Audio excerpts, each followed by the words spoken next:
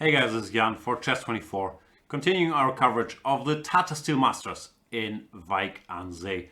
Round number 8 was played, and I will take a look at the game between the world champion Magnus Carlsen and the young Hungarian Richard Rapport. This is only the second encounter between Carlsen and Rapport, and the first game between the two was played pretty much exactly 2 years ago. At least it was also during round number 8 of Wijk aan Zee 2017, and even more remarkably, Mr. Rapport went on to win that game against Magnus Carlsen.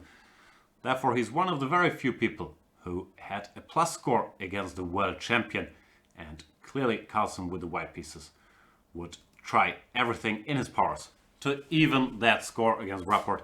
He decides to go for the move 1e4, which he had not used in his previous white game, where he chose one knight f3 against Shakhmamedyarov, but this time around he returns to, I would say, his favorite move, e4.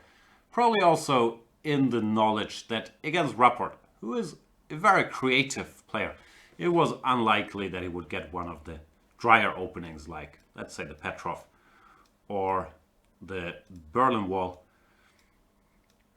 which have made white players' life very difficult at the highest level.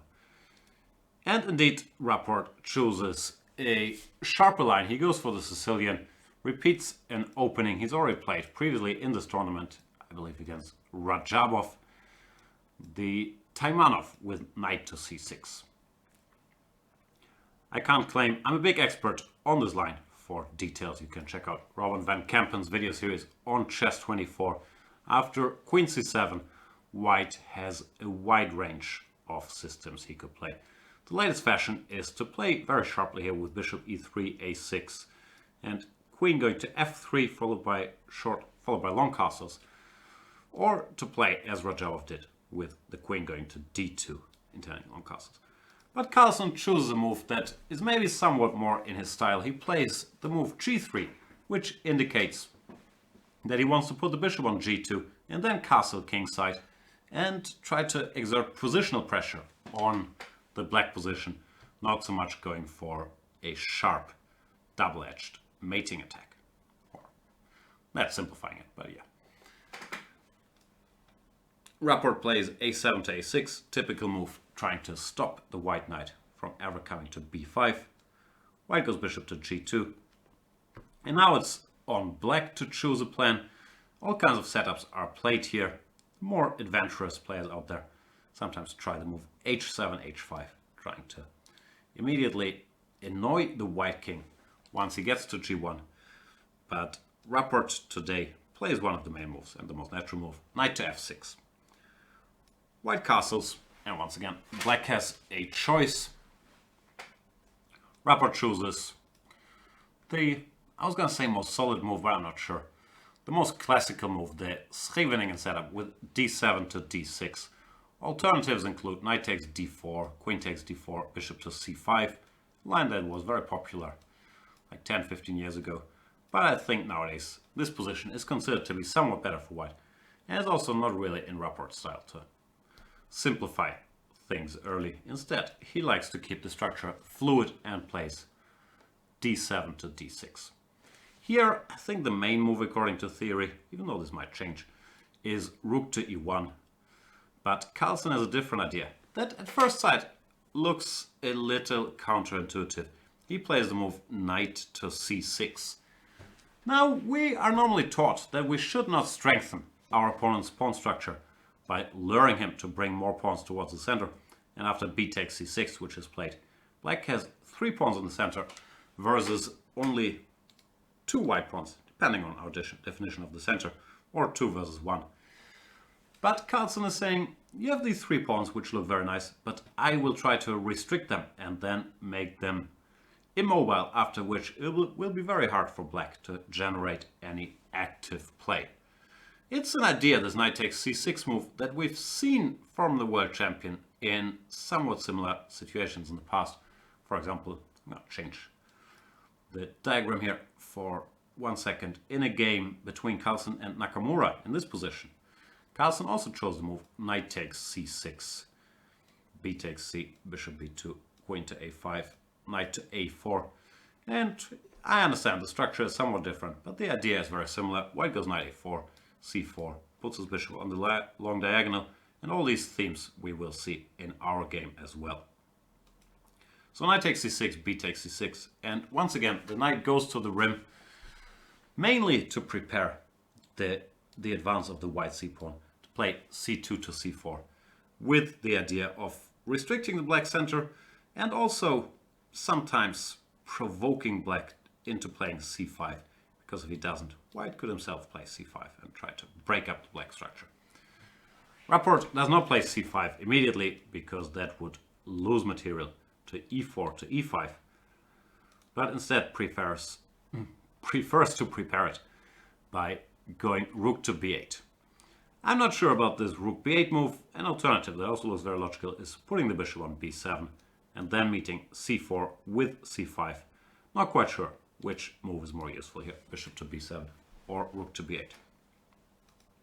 Rook b8 is played, c4, c5, and Carlsen once again goes for the setup we've seen in the Nakamura game, plays b3, tending to fianchetto his other bishop as well.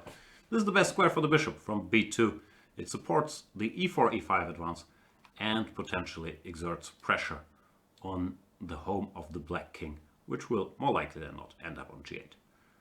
That's indeed what happens. Bishop e7, bishop b2, short castles. And the next move by Carlsen here is a move that I was gonna praise because it's a nice looking move. Queen to e1. The problem is my computer says it's not that great. So I'll first explain the ideas of this queen e1 move and then point out why the computer says that it's maybe not ideal. So it is a very nice multi-purpose move. It does prepare or threaten the move e4 to e5, breaking up the center and the black structure. It does also vacate the d1 square for the rook. So the rook can go to d1. And from e1, and that's the difference between queen e1 and queen e2, let's say, it also supports a maneuver that can be very unpleasant for black, which is bishop to c3, intending to put this bishop on a5, especially if black ever played rook to d8. Bishop c3 would be very awkward to meet. So this move has a lot going for it. The reason the computer, and I didn't spend oceans of time checking this, the reason the computer is not that thrilled about it is that he says we can ignore this e5 threat and go bishop to d7. Now at first sight e5 does look very powerful here, hitting the knight, but the point is that now black can play bishop takes a4, and after e takes f6, go g takes f6, when recapturing on a4 doesn't make a whole lot of sense, because the bishop on b2 would be hanging, and with the queen on e1 it's not so easy for white to come after the black king here anytime soon. Therefore bishop d7 would most likely be met with knight back to c3, and after bishop to c6, white is still somewhat better, I guess, in this structure. He would continue with something like f4, but black would not face any immediate danger.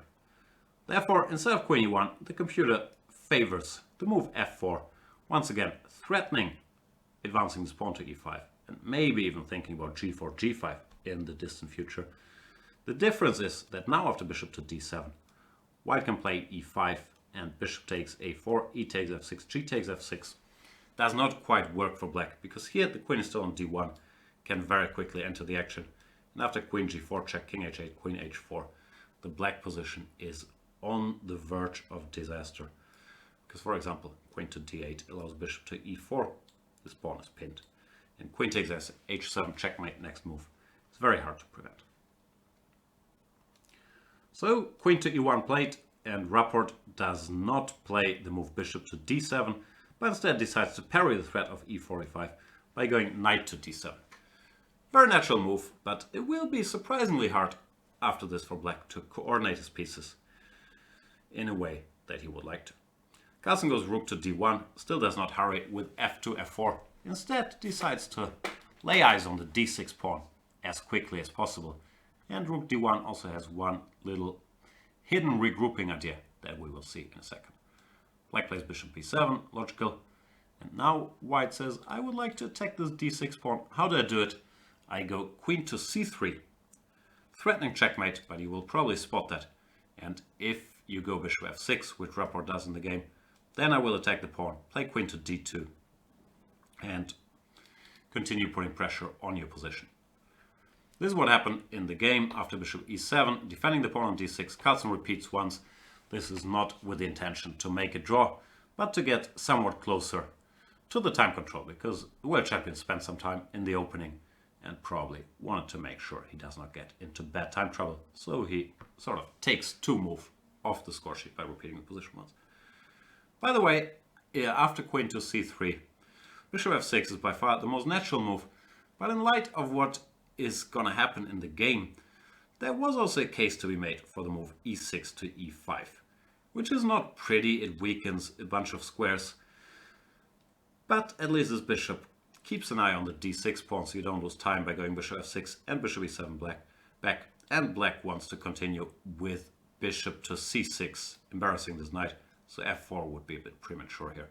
Go after bishop c6. Bishop takes a4, can't be stopped. Therefore, I guess after e5, Carlsen would continue more quietly, play queen c2, bishop c6, knight c3. And white continues having the better position, because once again, he has managed to immobilize the black center and provoke some weaknesses. But the fight would continue. I don't know, maybe black tries to prepare a5 followed by a4 to create a weakness on b3. White is better, but he is better in the game as well. So tough choice that Rapport had to make. He did play bishop f6, queen d2, bishop to e7 back, and now white goes f4. And we see Carlsen constantly keeps asking little questions. Now after f4, the threat of e5 is already very real, because this knight on d7 would be hanging, so e5 can't be met with d takes e5. And one theme I mentioned earlier, rook fd8 is natural to cover that knight, but that is very strongly met by bishop to c3. The bishop comes to a5, chases this rook away, then e5 is once again a problem. So rook fd8 is not really an option. Therefore, Rapport, in order to parry this e5 threat, could see nothing better than playing e5 himself here. But that means he probably gets a worse version of the same structure than he would have gotten had he played e5 in this position already. So e5 played. Carlsen could now once again bring his knight to the center, as we've seen in the other line, but he prefers to first activate his bishop, which after e5 currently doesn't have that much work on the long diagonal, and put it on the a5 square, making it impossible for the black rook to go to d8. Bishop c6 is a logical regrouping, clearing the b7 square for the queen. Bishop a5, queen b7. Now the knight goes to c3. Of course, white never allows this. Bishop takes a4 move, and black has to decide what to do next. It's not so easy to do anything constructive. You could play a waiting, half-strengthening move like rook f to e8, which Rapport didn't do. And my guess is, I'm not sure about this, but my guess is he didn't do it because he was afraid that Carlsen would now close the position, play f4 to f5, and then start this typical sort of King's Indian plan to go g4, g5, h4, and try to break through on the king side with f6 or g6. Once the white pawn makes it to g5, black really lacks breathing space in these positions. So it's understandable that Rapport did not fancy this continuation.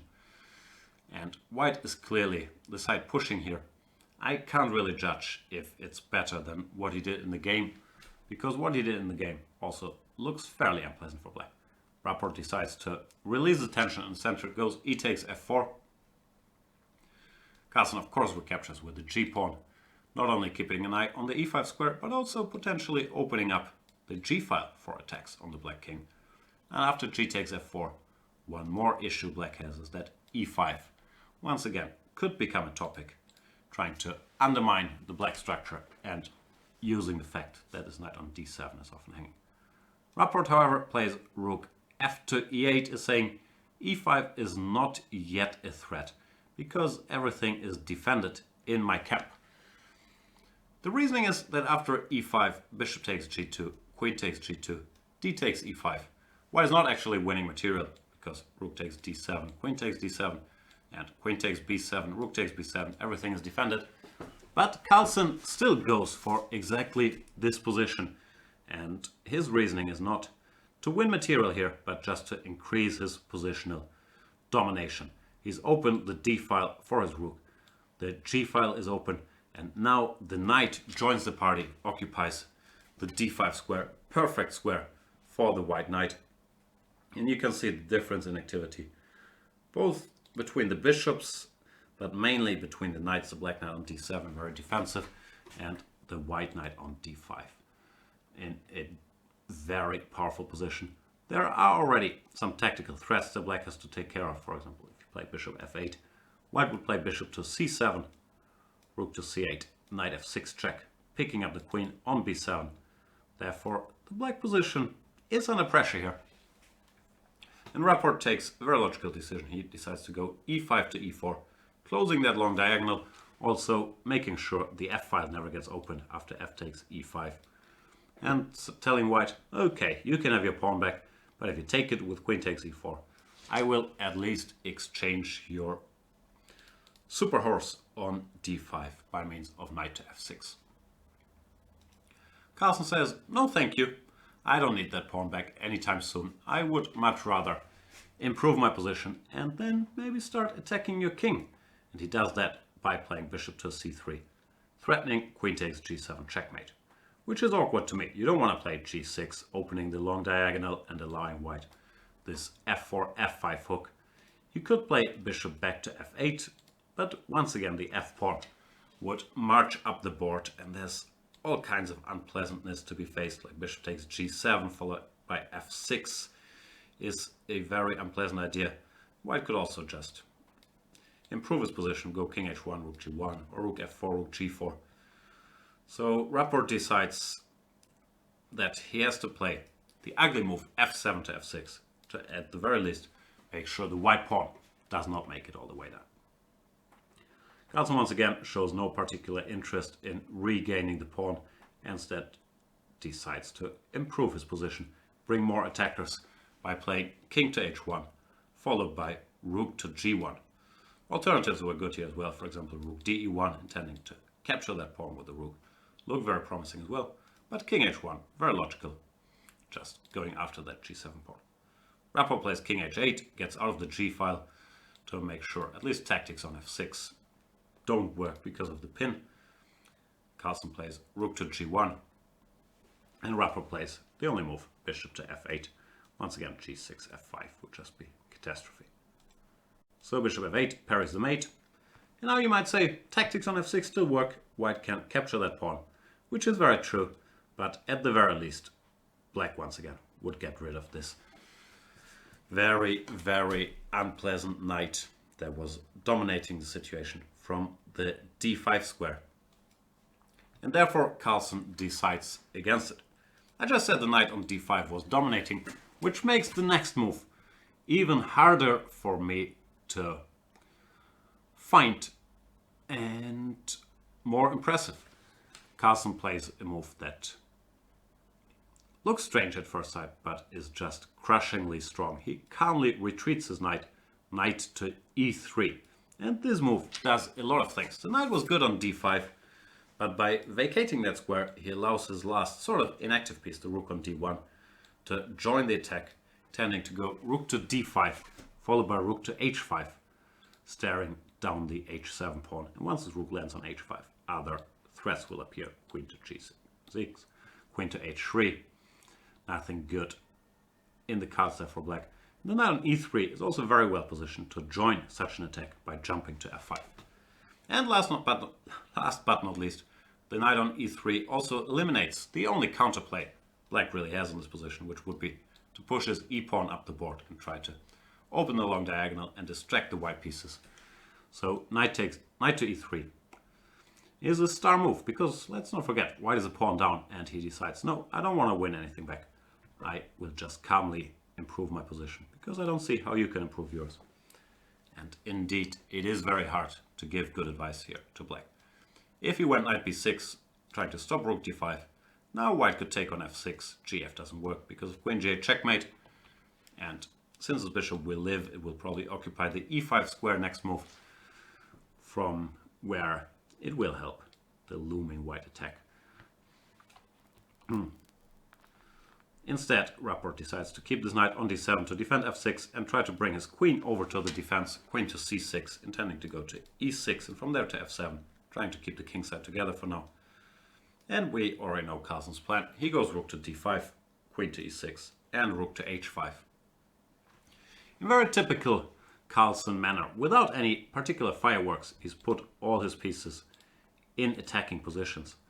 And as often with kingside attacks, the side that has more attackers, or if one side has more attackers than defenders, the chances for success are pretty good. And here all the white pieces are participating in the attack. Well, you could argue this guy aren't really doing that much for the defense. Rapport plays queen to f7. He recognizes that the big threat here is queen to g6. If you go passive, let's say queen g8, white just goes queen g6, exploiting that pin. He intends to follow it up by bringing this rook from g3 to h3, and there's very little that black can do about it. For example, rook bd8, maybe the knight jumps in first, where I'll make some waiting moves to illustrate the threats, a5, a4, rook h3. And the game is over, because h7 now can no longer be held. h6, knight h6 takes. Sample line, what could happen if black stays too passive.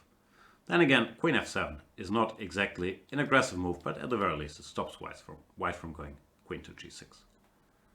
The problem is, from f7, the queen no longer controls the h3 square, so Carlsen decides to put his queen there. Queen h3, threatening rook takes h7. h6 is more or less positional suicide, weakening all these squares around the king. And after, let's say, knight f5, once again, the end would not be far away after rook b7, let's say. All kinds of combinations are already in the air. You could take on g7 here, or you can just continue improving rook h4, rook g4. And now that black has played h6, try to put it rook on g6. The black defenses just won't hold. So instead, Richard Rapport plays g6, at least stopping this knight from coming to f5. Carlsen just calmly retreats, goes rook h4, and will try to make use of the fact that g6 has given him a new hook for his attack. This pawn will come to f5, trying to open more files on the king side. And there's just not much that black can do about it. Rapport goes rook b6, defending the f6 pawn, and Carlsen plays f4 to f5, which is met by knight to e5. And the white knight makes a triumphant return to the d5 square, now that he's allowed this rook to join the action. There was something to be said for reversing the move order. It's not a big difference, but compy favors starting with knight d5 and after rook d6 now going f5. The big difference being that now black cannot play g5 because of just rook takes g5, while the move order in the game, which was f5, knight to e5, knight to d5, allows black to survive a little longer and keeping the position close for a while by playing g5. This was not played in the game, and the problem with g5 is that the black position is so thankless after just rook takes e4 that I could imagine Rapport just didn't consider it because he thought this was just hopeless. Let's say rook d6, bishop takes e5, rook e5, rook e5, fe. Here either rook takes g5 or also f6. And we have a very classic situation of extremely good knight against not so great bishop, combined with the weakness of the black king because of the pawn on g5. Makes this position pretty untenable. But still, it was the only way to keep the game going for a little longer, because Rapport plays rook to d6, more logical, but now that white has all his pieces on its perfect squares, he has to find the final combination, and it's a surprise that there is one. Actually, there's two that work. Carlsen goes f takes g6, knight takes g6, and he has spotted a nice geometrical motive which ends the game. very efficiently. He goes bishop takes f6. And after rook takes f6, he follows up his bishop sacrifice with a rook sacrifice. Rook takes h7. But after queen h7, king h7, we see that those weren't really long-term sacrifices, because knight takes f6, picks up one rook and gives a check.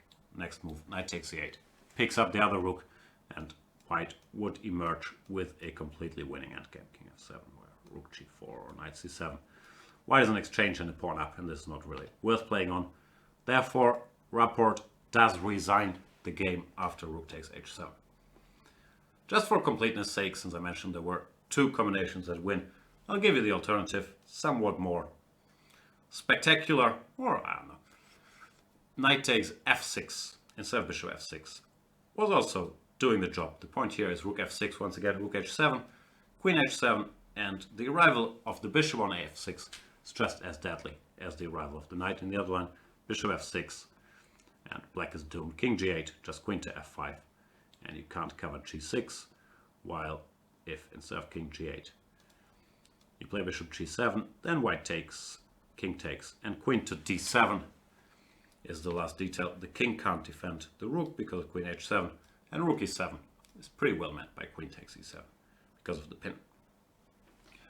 So yeah, it was choose your own finale here, but Carlsen's bishop takes f6. More than good enough to get the job done. Very impressive game. It's one of those where it's not easy to say where black went wrong. He mainly drifted or got a sort of passive position out of the opening. Probably bishop d7 was a better chance here. Then he already faced very tough choices, like to play e5 or to allow e5. And after e5, bishop c3. In this position, to keep the tension and allow f5, or to go for ef and allow white this slow attack, which is what happened. The star move of the game, for me, clearly the move 31, knight to e3, especially since you could win a pawn back or could do all kinds of things, is not forced at all, but it does give white a decisive attack without any fireworks, just calmly going after the black king. So yeah, a game I'm impressed with by the world champion, who does win another game and thereby in the standings, small spoiler alert, moves to shared first place. Magnus Carlsen on 5.5 points out of 8, plus 3. But he is joined there by Vishy Anand. Vishy going strong in this tournament as well on 5.5 out of 8. While for Richard Rapport, 3 out of 8. I'm blocking some results here. -2. He won't be satisfied. It's not a disaster by any stretch, but I'm sure Richard had more in mind. The good news for everybody is that there is still 5 rounds to play, so plenty of games to be won, and we will of course continue to cover all the action on chess24.com, where Peter Svidler and I are doing our daily live show for Chess24 premium members. You can become one with a 30% discount with the Tata 2019 code. Join us there for the live show, or I'll see you guys in the next recap video. Also, don't forget to check out Peter's video, as if I have to tell you, who will be covering the very exciting game between Duda and Kramnik. Thanks for watching. See you in the next one. Bye.